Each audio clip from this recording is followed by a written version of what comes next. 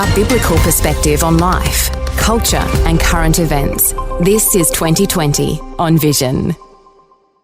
Well, something today that some might even say that's coming from left field, a little bit out of the usual in a conversation, as we talk geopolitics, as we talk the way the world is changing.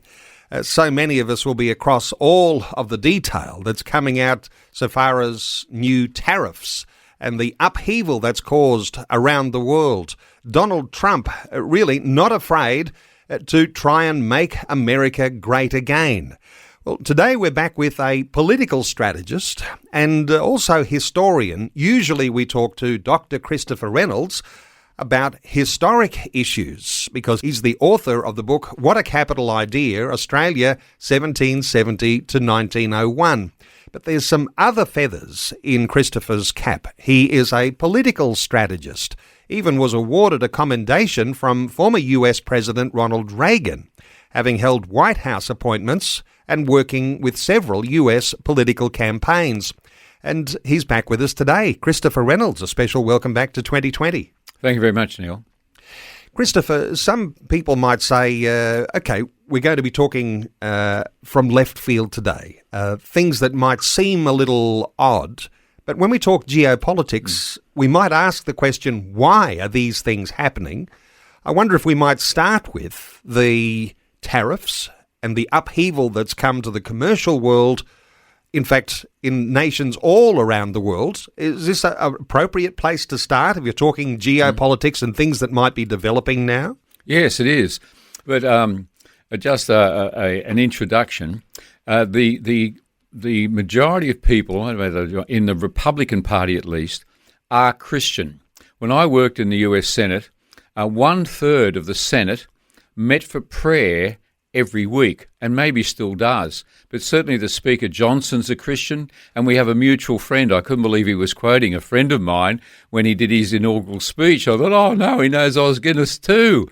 And Oz was a friend of mine years ago. And Donald Trump, remember, people, I'm sure, are aware of him saying, God saved my life that I might make America great again. He feels that he has a calling, and the Republican Party's right beside him.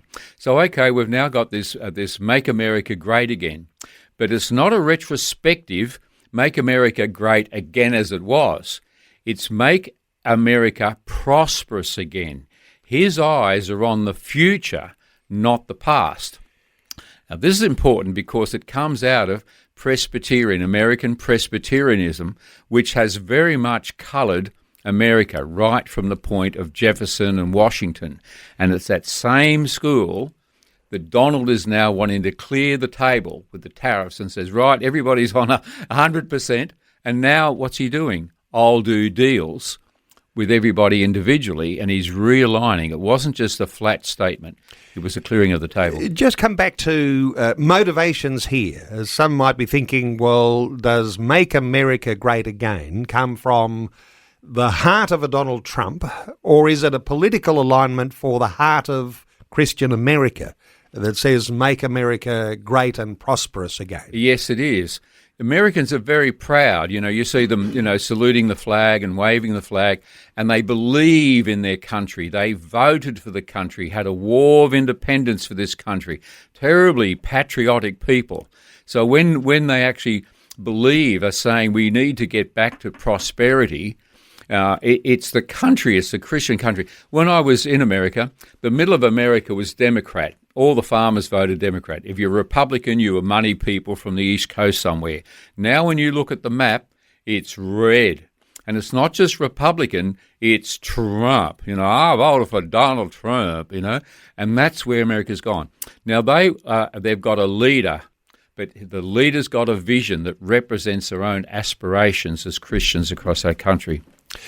Let's talk other geopolitical changes. And I know you became interested in this when that very controversial images emerged of the Trump and Vance conversation with Volodymyr Zelensky and things that have begun to evolve, and even the prospect of America divorcing itself from NATO. Take us into where you think some of these major ructions might lead us. Yeah. It's now 20 years ago that I wrote a book called Global Logic.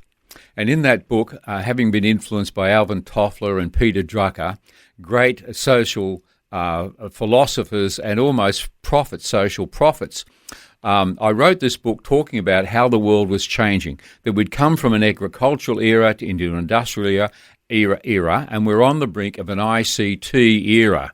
The world was going to change. Information communication technology, and we see that all around us.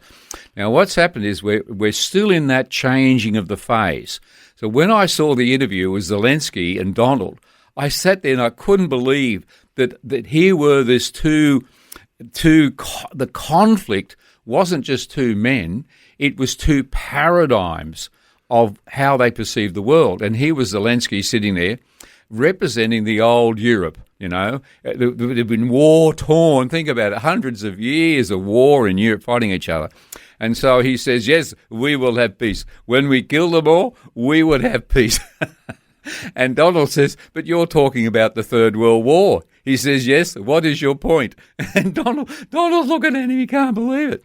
But Donald's thinking, a businessman, he says, listen, Zelly, what we'll do is we'll buy up your rare earths, we'll come in with industry, rebuild your nuclear plants, etc., and it will make you prosperous. We'll get something out of it, repay the money you've got. So you had this clash, sign the document, Donald's saying, But Zelensky, out of that European model, that industrial model, that conflict model, could not grab the concept of where Donald's prosperity is going. Where is it? It's in the ICT. He's into computers. It's in the future. It's in a changing world. It's in electric cars. And that's where when he says make America great again, he's talking about prosperity in the future. And certainly is interested in the idea that that's a Presbyterian idea, which has emerged in Christian thinking. Let me ask you, though, because some of the movement may well be that America could be about to divorce NATO. Now, some might say if they separate from NATO, where does that leave them? Yeah. Are they moving in a different direction? Yeah, it's a good question.